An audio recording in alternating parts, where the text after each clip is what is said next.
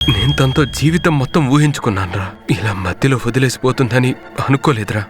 మొత్తం కాలేజీలో అందరికన్నా పేదవాడైన కిషోర్ను లాస్య లాంటి అందమైన అమ్మాయి ప్రేమించడం చూసి అసూయపడేవారంటూ ఉండేవారు కాదు. పార్ట్ టైం జాబ్ చేస్తూ లాస్య కోసం ఎన్నో గిఫ్ట్స్ కొనేవాడు కిషోర్. అసలు లవర్స్ అంటే ఇలానే ఉండాలి అనుకునేవారు అందరూ. ఉన్నట్టుండి వీళ్ళిద్దరికీ బ్రేకప్ ఎందుకయ్యిందో ఎలా అయ్యిందో ఎవరికీ తెలియదు. లాస్య కాలేజీలోని రిచ్ కిడ్ సురేష్ తో తిరగడం మొదలుపెట్టింది.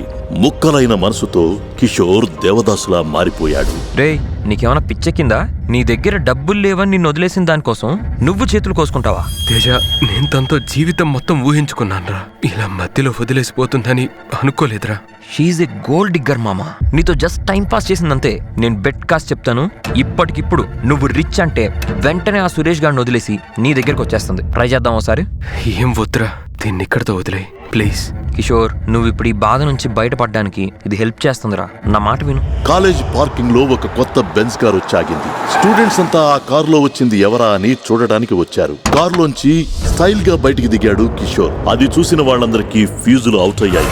అటువైపుగా సురేష్ తో కలిసి వెళ్తున్న లాస్య కిషోర్ హీరోయిక్ ఎంట్రీ చూసి కరెంట్ షాక్ కొట్టినట్టు షాక్ అయ్యింది. కిషోర్ నేరుగా లాస్య దగ్గరకు వెళ్లి, ఏంటి లాస్య, డబ్బా అదుర్స్ కదూ? కిషోర్, అసలు ఇంత సడన్ గా అంత డబ్బు నీకెలా వచ్చింది? నిన్ను ప్రాణంగా ప్రేమించాను, నువ్వు నన్ను కాదనుకున్నావు. నీకు ఆన్సర్ చెప్పాల్సిన అవసరం నాకు లేదు. లాస్య కళ్ళలో నీళ్లు నిండాయి. కిషోర్ ని గట్టిగా హగ్ చేసుకుని ఏడుస్తూ, కిషోర్, నేను నిన్నెంత ప్రేమించానో నీకు తెలీదా? కానీ నా కోసం నువ్వు పార్ట్ టైం జాబ్స్ చేసి కష్టపడ్డం నచ్చలేదు. అందుకే నీకు దూరం అయితే నీకు భారం తగ్గుతుందని ఇలా చేశాను. అప్పటి వరకు కిషోర్ కు లాస్యపై ఉన్న కోపమంతా చిటికెలో పోయింది.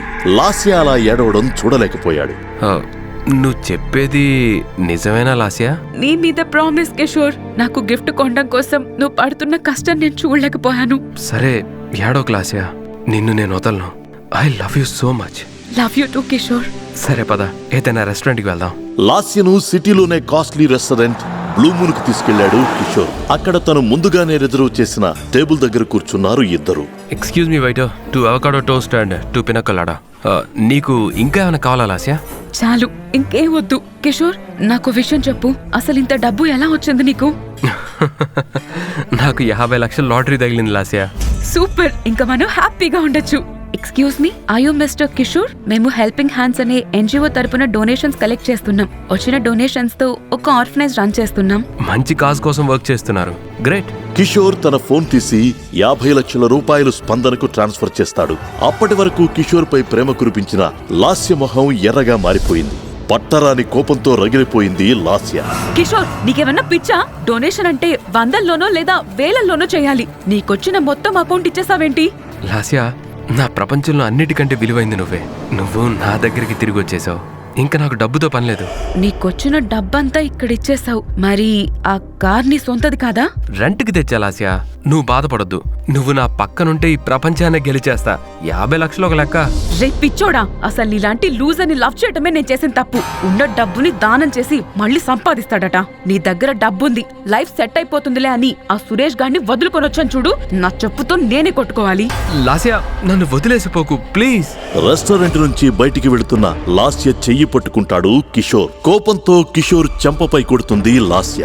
ఒక్క సెకండ్ లో 4 గన్మెన్స్ లాస్యపై గన్స్ పెట్టి ట్రిగర్ నొక్కడానికి సిద్ధంగా ఉంటారు. అది చూసిన లాస్య షాక్ తో వణకడం మొదలు పెడుతుంది. గన్స్ దించమని కిషోర్ సైగ చేస్తాడు. ఒకప్పుడు నువ్వే నా ప్రాణం అనుకున్నాను, కానీ ఇప్పుడు నిన్ను చూస్తుంటేనే అసహ్యంగా ఉంది. ఇంకా నీ మొహం నాకు చూపించొద్దు. కిషోర్, అసలు ఎవరు నువ్వు? కిషోర్ ఎవరు? తన మీద చెయ్యి పడగానే గన్మెన్స్ ఎందుకు వచ్చారు?